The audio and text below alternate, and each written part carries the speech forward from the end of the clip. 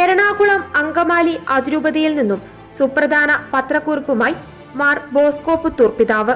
പിതാവിന്റെ പത്രക്കുറിപ്പിൽ പറയുന്നത് ഇങ്ങനെ: എറണാകുളം അങ്കമാലി അതിരൂപതയിലെ ഇടവകകളെയും സ്ഥാപനങ്ങളെയും സന്യാസ സമൂഹങ്ങളെയും ഏകോപിപ്പിക്കുകയും അജപാലനപരമായ ആവശ്യങ്ങൾ നിയമാനുസൃതം സാധിച്ചു കൊടുക്കുകയും ചെയ്യുന്ന സഭാഭരണ കേന്ദ്രമാണല്ലോ നമ്മുടെ അതിരൂപത ആസ്ഥാന മന്ദിരം. സമീപകാലത്തുണ്ടായ ചില പ്രതിസന്ധികളുടെ പശ്ചാത്തലത്തിൽ അതിരൂപത കൂരിയയുടെ സേവനം തുടരുവാൻ കഴിയാത്ത സാഹചര്യം ഉണ്ടായിരിക്കുന്നു. ചർച്ചകൾ വഴിമുട്ടിയ സാഹചര്യത്തിൽ അതിരൂപത നേരിടുന്ന വെല്ലുവിളികൾ എങ്ങനെ പരിഹരിക്കാമെന്ന് 2024 സെപ്റ്റംബർ 26 നടന്ന ആലോചനാ സമിതി യോഗം വിശദമായി പരിശോധിച്ചു.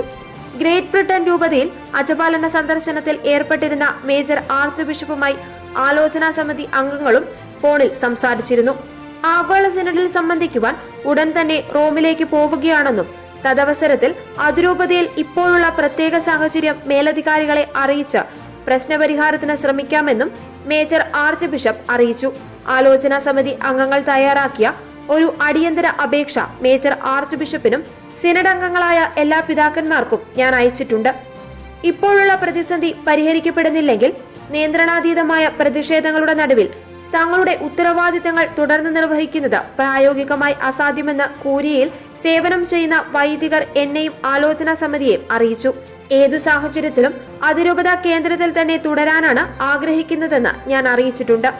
വൈദികരും ആത്മായരും അതിരൂപത ആസ്ഥാനത്തേക്ക് വലിയ ഗണങ്ങളായി വരികയാണെങ്കിൽ ഉണ്ടാകാവുന്ന പ്രത്യാഘാതങ്ങൾ ആലോചനാ സമിതി വിലയിരുത്തിയിട്ടുണ്ട്. 2024 സെപ്റ്റംബർ 27 വലിയൊരു വിഭാഗം വൈദികരും ആത്മായരും അതിരൂപത ആസ്ഥാനത്ത് എത്തുമെന്ന് വ്യക്തമായ സൂചന ലഭിച്ച സാഹചര്യത്തിൽ കൂരിയാംഗങ്ങളും തുടർന്ന് ഞാനും അതിരൂപത കേന്ദ്രത്തിൽ നിന്ന് മാറി താമസിച്ചത്. ഇക്കഴിഞ്ഞ വെള്ളിയാഴ്ച അതിരൂപത ആസ്ഥാനത്ത് എത്തിയവരിൽ ഒരു വിഭാഗം വിവിധ തരത്തിലുള്ള പ്രതിഷേധ പ്രകടനങ്ങളും മറ്റുമായി അവിടെ തന്നെ തുടരുന്നത് മൂലം അതിരൂപത കേന്ദ്രത്തിന്റെ പ്രവർത്തനങ്ങൾ നിശ്ചലമായിരിക്കുകയാണ്. പലതരത്തിലുള്ള ആവശ്യങ്ങൾക്കായി അതിരൂപത കേന്ദ്രത്തിൽ എത്തുന്നവർ നിരാശരായി മടങ്ങേണ്ട സ്ഥിതിയാണ് ഇപ്പോഴുള്ളത്.